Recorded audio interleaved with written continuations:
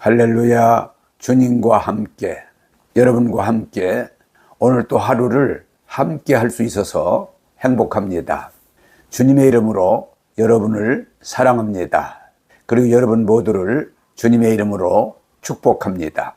오늘은 로마서 5장 1절에서 2절의 말씀을 보겠습니다. 그러므로 우리가 믿음으로 의롭다 하심을 받았으니 우리 주 예수 그리스도로 말미암아 하나님과 화평을 누리자. 또한 그로 말미암아 우리가 믿음으로 서 있는 이 은혜에 들어감을 얻었으며 하나님의 영광을 바라고 즐거워하느니라. 아멘. 바울은 사실은 교회를 핍박하던 사람이었습니다. 고린도전서 15장 9절에 보면 나는 사도 중에 가장 작은 자라.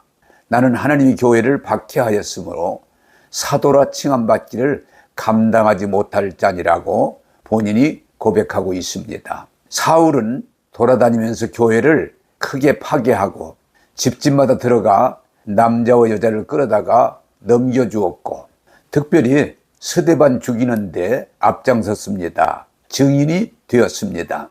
그런 바울을 예수님은 담에석 도상에서 사울아 사울아 네가 왜 나를 핍박하느냐라고 하셨습니다. 그때 사울은 누구십니까? 라고 질문합니다. 네가 핍박하는 예수라. 그렇다면 주님, 내가 무엇을 하시기를 원하십니까? 그때 주님은 네가 이방인들과 임금들과 이스라엘 자손들에게 내 이름의 복음을 전하라고 말씀하십니다. 그러나 네가 이 복음을 전하는 일로 많은 고난을 받으리라고 말씀하셨습니다. 참으로 놀라운 것은 주님의 교회를 핍박하던 사람을 불러서 그 복음을 전하는 사람으로 사용하셨다는 사실입니다. 여러분, 우리 하나님은 사람을 가리지 아니하시고 사람들을 택하고 불러서 복음 전하는 일에 쓰는 것을 우리가 볼 수 있습니다. 성경은 하나님은 사울을 택하셨고 준비시키셨다고 말합니다. 바울은 문화를 자랑하는 곳에서 자랐습니다. 거기는 학문, 문화, 종교, 경제가 융합된 다시 말하면 국제적인 도시였습니다. 또한 바울은 율법학자 가말리엘 문화에서 철저하게 율법의 교육을 받았습니다. 그는 율법에 대해서는 자신 있다라고까지 고백을 했습니다. 담에석 도상에서 부활의 주님 만나고 아라비아로 가서 3년 동안 하나님과의 관계를 가졌었습니다. 하나님은 바울과 바나바를 이방 선교를 위해서 준비하시고 부르시고 그들을 사용해 주셨습니다. 바울은 이 완전한 복음을 위해서 생명을 바친 사람입니다. 사도행전 15장에 따르면 예수 믿어도 율법을 지켜야 한다는 가르침에 대해서 바울은 단호하게 대적했습니다. 또 당시에 그 예루살렘 사도의 모임에서 여러 사람들이 모여서 논쟁하고 검토했지만 바울이 전한 이 복음이 참 복음이라는 사실을 추인해 주었고 이 복음을 전하도록 저들이 결정해 주었습니다. 사도회의에서는 유대인도 감당할 수 없었던 율법을 이방이 지지 않도록 하자.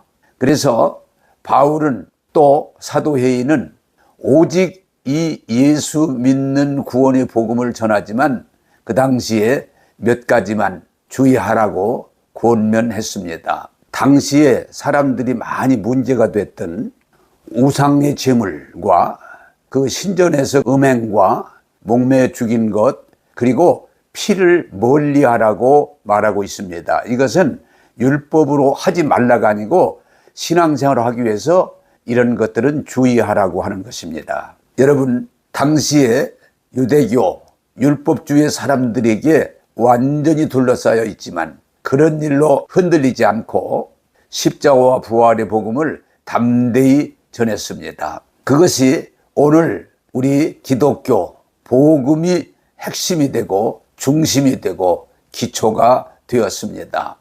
돌이켜 생각하면 바울이라는 사람을 통해서 이 복음의 기초를 놓고 이 복음을 전 세계로 전하도록 해 주신 것은 하나님의 뜻이요 우리들에게 큰 축복입니다. 바울 사도는 이렇게 복음을 위해서 일생을 바쳤습니다.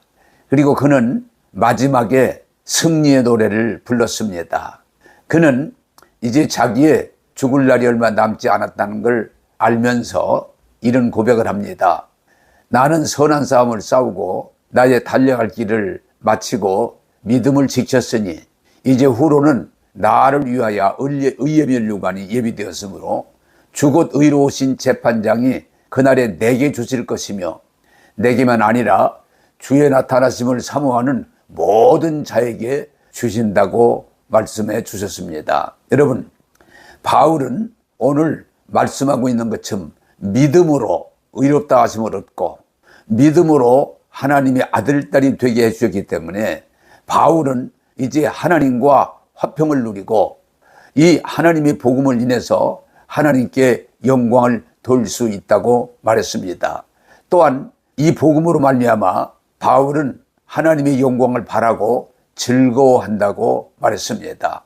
여러분, 우리가 아무리 수고해도 율법의 행위로 구원받을 수 없습니다. 오직 십자가와 부활의 복음을 통해서 구원받고 우리가 은혜를 받고 하나님의 사람이 되어서 하나님께 영광 돌릴 수 있습니다. 안타까운 것은 그때나 지금이나 이 복음의 확신이 없이 예수 믿어도 다른 것, 율법을 지켜야 한다고 하는 사람들은 지금도 있습니다. 할례를 받아야 된다. 안식일을 지켜야 된다. 절기를 지켜야 한다고는 조건을 겁니다. 그러나 하나님께서 바울 사도를 통해서 우리에게 주신 것은 단호하게 말하는 것은 천하에 구원받을 만한 이름은 예수 이름에 주신 일이 없습니다. 그리고 이 예수를 믿음으로 구원이라고 하는 이 복음에 대해서 하나도 붙일 것도 없고 뗄 것도 없습니다. 우리는 이 시대에 바울이 전했던 십자가와 부활의 성령의 복음을 다시 한번 회복하면서 이제는 오직 이방인이든 또 그가 어떤 사람이든 예수 믿으면 구원받는다고 하는 이 복음을 선포할 때 우리는 하나님과 화목하게 되고 이 복음을 선포할 때 우리는 하나님의 은혜의 기쁨을 누리게 되면서 하나님께 영광 돌릴 수 있습니다.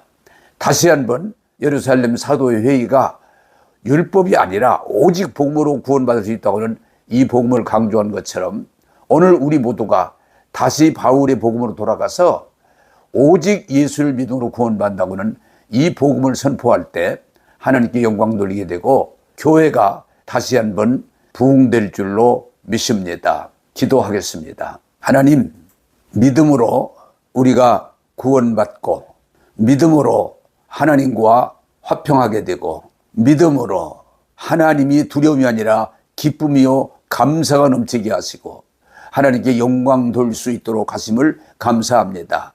이 복음을 교회를 핍박하던 바울을 만나시고 부르시고 그에게 이 복음을 전하라고 말씀해 주셔서 다시 한번 이 십자가와 부활과 성령의 복음이 선포되므로 교회들이 세워지고 많은 영혼들이 구원받게 하심을 감사합니다. 다시 한번 우리가 기도하는 것은 모든 교회들이 이 복음으로 돌아가게 도와주셔서 오직 예수 그리스도를 믿음으로 구원받는, 믿음으로 의롭다 하심을 받는, 믿음으로 영생을 얻는 이 복음을 전하게 도와주셔서 하나님의 영광이요 교회들이 부흥이요 온 성도들이 주의 복을 받게 하여 주옵소서.